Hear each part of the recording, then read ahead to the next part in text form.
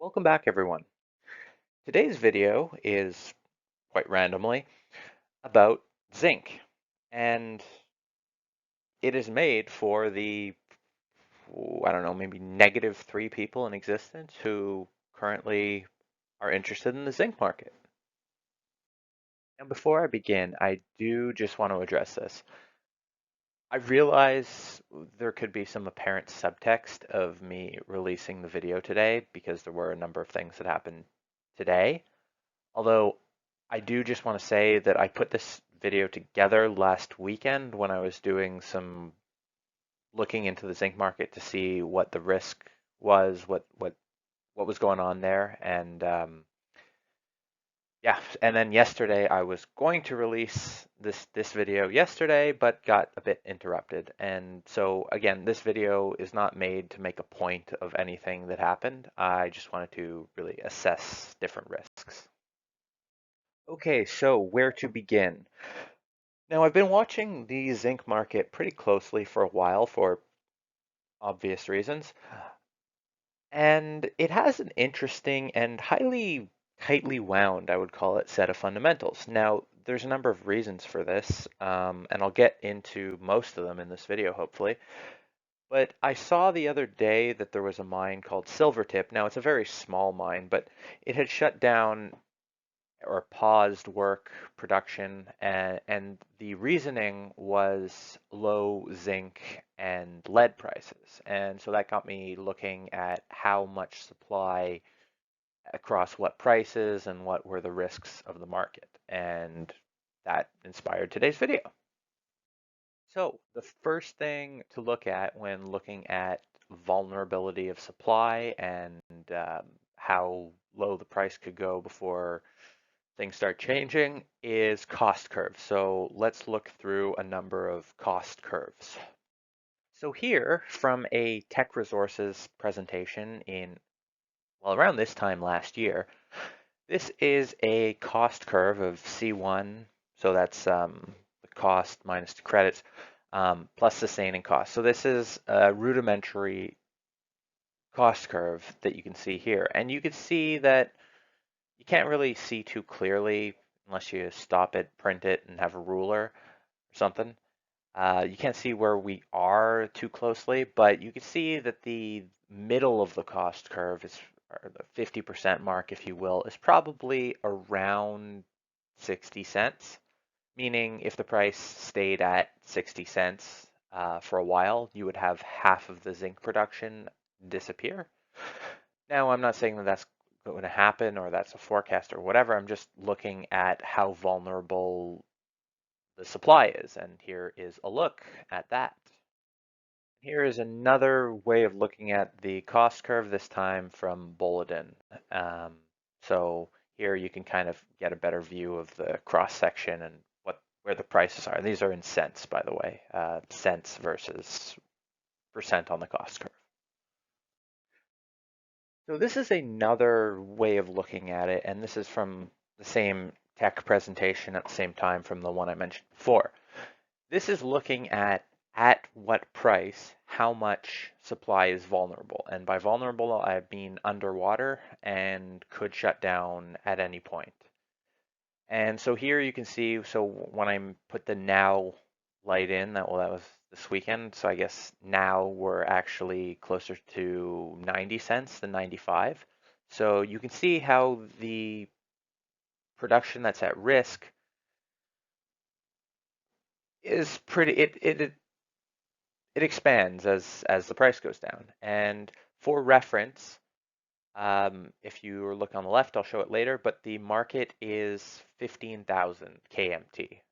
So here you could see 3,000 approximately at risk. So that is about a fifth of the market at this price, 20%.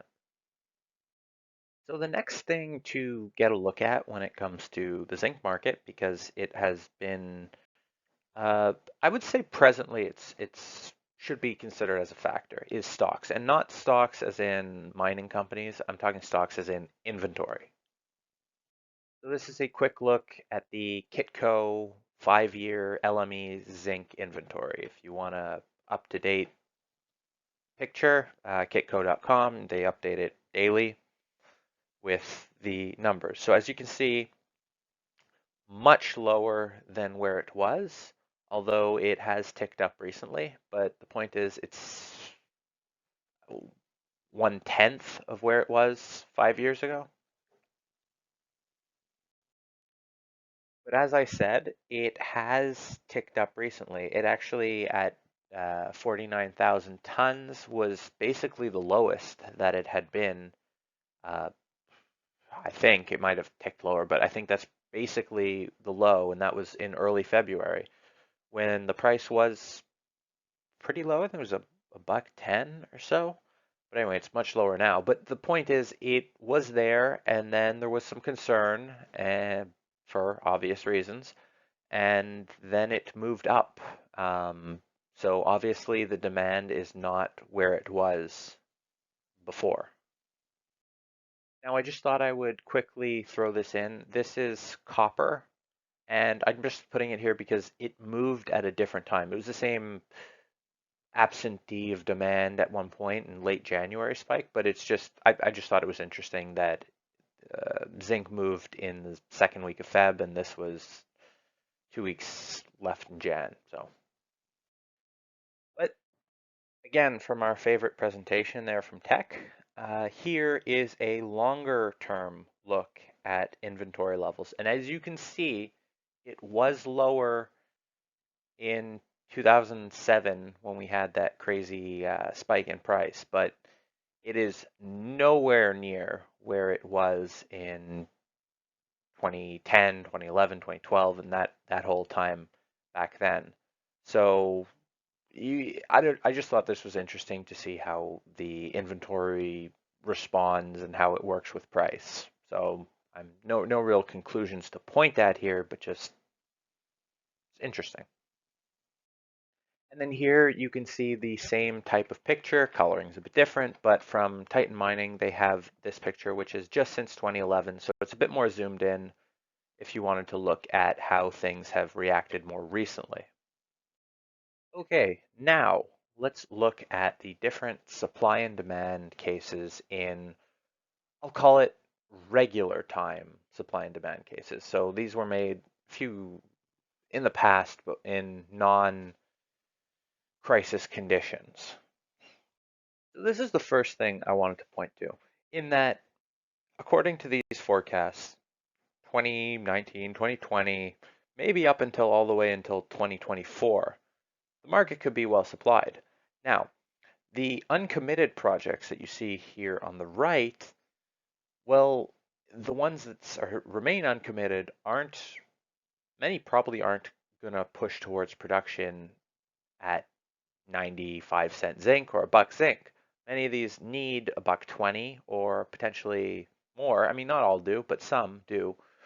So in order for the uncommitted projects to commit and be part of what would fill the gap as early as, let's say, 22 or 23, they'd probably need higher prices if that level of demand is going to be there. And we know this from uranium and from other things, is mines, aren't light switches. And here's another look from Nexo Resources this time, what they're forecasting in terms of the supply and demand forecast deficit or whatever. They don't really mention prices here, and they don't mention where the supply is coming from. So again, that will factor in. Now, because of what is going on right now, I thought this was a particularly relevant or interesting slide. Again, from Nexa.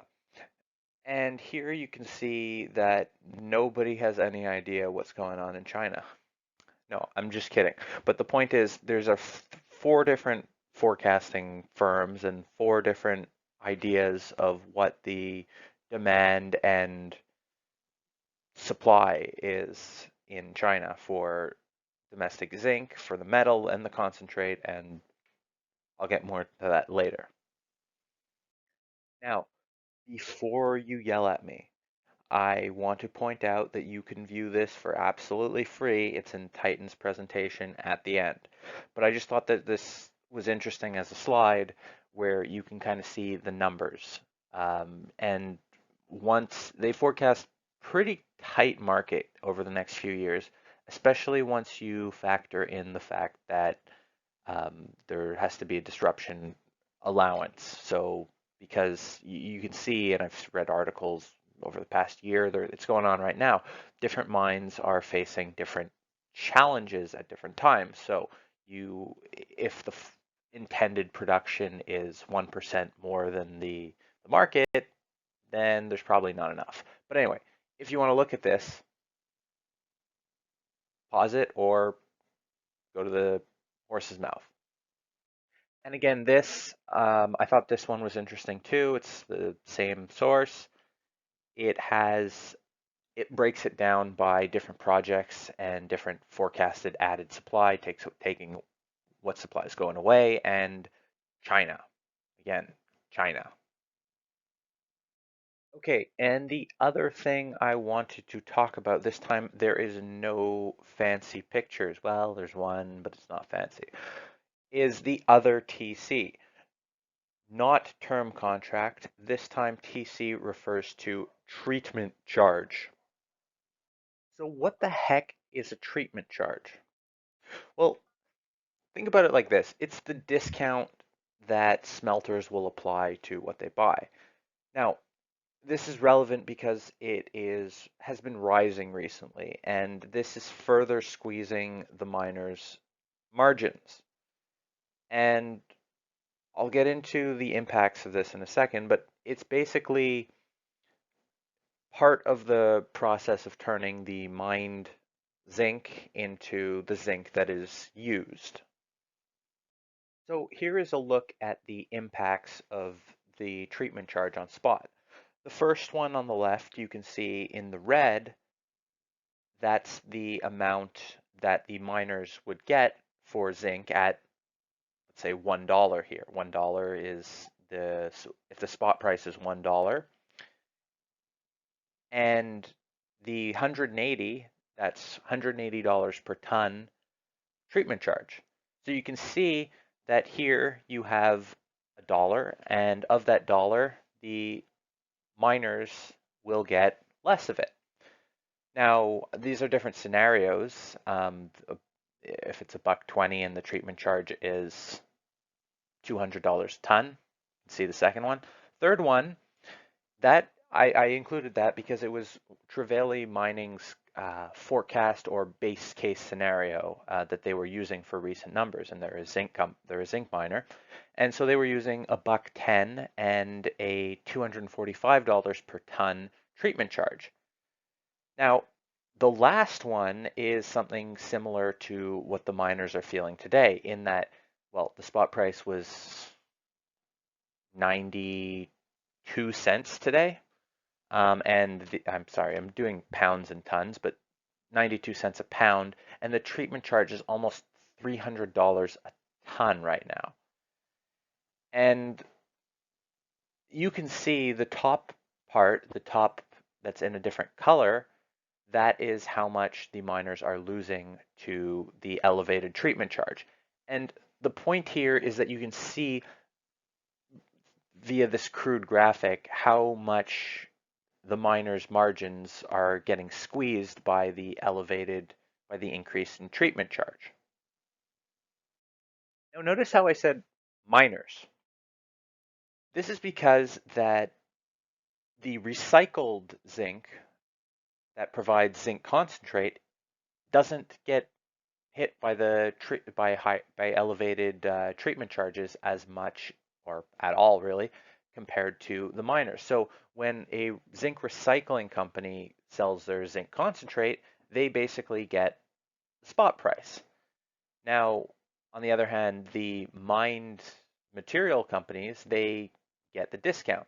So by that standard, a higher treatment charge will squeeze the miner's margins even more, versus a higher treatment charge might actually, I could argue, and again, you could counterpoint this, it might actually be positive for recycled zinc because it is squeezing the margins of the competition while not affecting them as much. So there would be more likely for their competition to reduce supply versus them.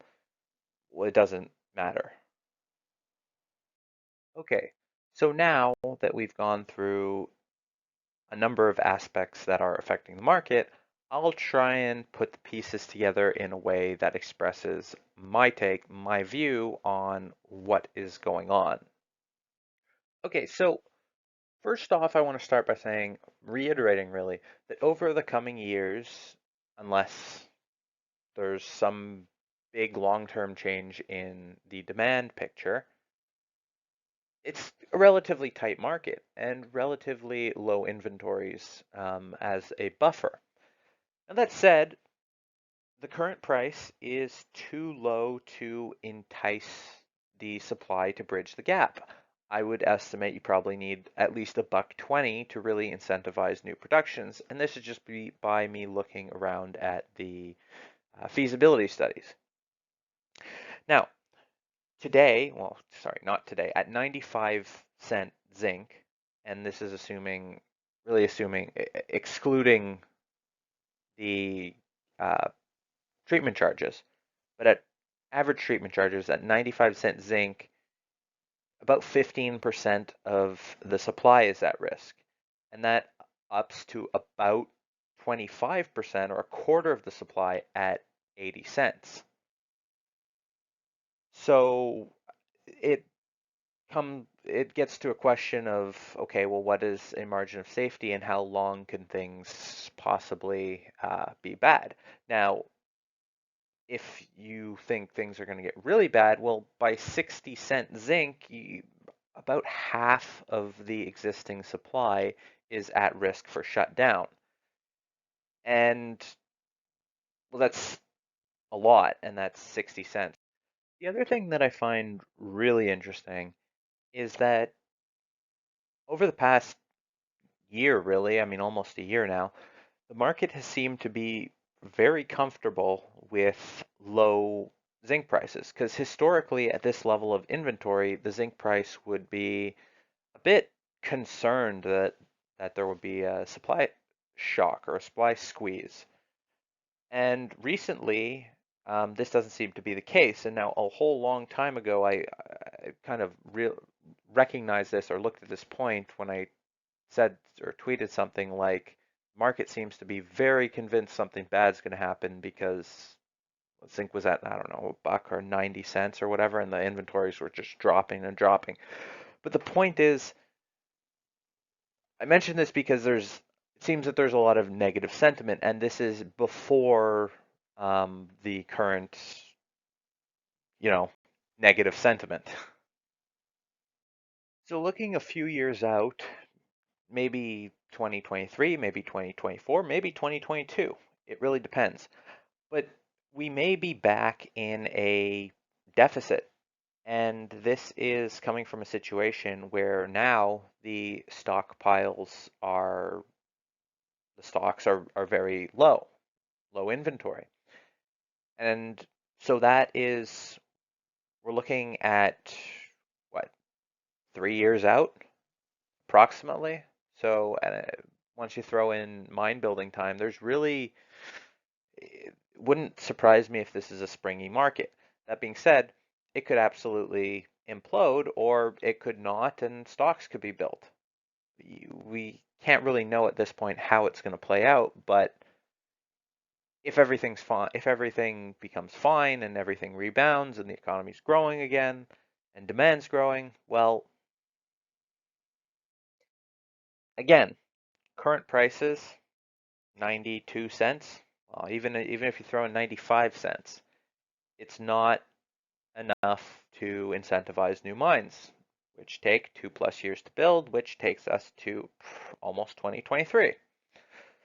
So the longer that everyone feels fine with this negative sentiment, or everyone feels negative, however you want to phrase it, the more likely we spring back to a higher, let's call it $1.50 price eventually, if this lower price, if the miners try and survive in this lower price and we build inventory, then it becomes less likely. So it's a balancing game. And another part of this balancing game is remembering that even now, even at 92 cents, 95 cents, even at $1, there's some supply that's vulnerable to shut down. Silvertip, for example, remember them? I talked about them earlier. They only produce 17 million pounds a year, which really isn't that much in the grand scheme of things in the zinc market. But Trevally Mining, for example, they produce 400 million pounds, and their all-in sustaining cost is between 99 cents and a buck 9 across all their mines, and their cash cost is between 81 and 88. So even there, if the price doesn't recover by the time their hedge rolls off, then it wouldn't surprise me if they started reducing some output at some of their higher cost mines. Now, this is purely speculation. This is not me saying that I think they will. I'm betting on them doing it. I'm just saying that with costs higher than the cost of or the spot price, it's the type of thing that I would expect in this market environment. So I have this friend who always asks, well, what's the highest price that you'd buy whatever at? So I made this chart or table or whatever you want to call it. It's a chart, but I made this to show how my thought process is in terms of how interested I am in something, which is the the red part, and versus the price, which is the pink or purple part. So basically, as the price goes down, it becomes more interesting. Now, this is just a general table. You don't need to take a magnifying glass and a ruler and figure out what I'm saying. But basically, I'm saying that the lower it gets, the more interesting it gets, because I don't think it's long-term very sustainable once the price gets too much lower than where it is. Now, it could stay where it is for a while, and depending on how things come to pass, this this could prove to be very expensive where it is now. But this is just where we are now, my general outlook. And this is because the market is very springy, in that if the price declines too much and then supply implodes, especially with the current inventory levels and the current, well, outlook, the price would then, if things recover, I say if, but when things eventually recover, the urgency would be greater.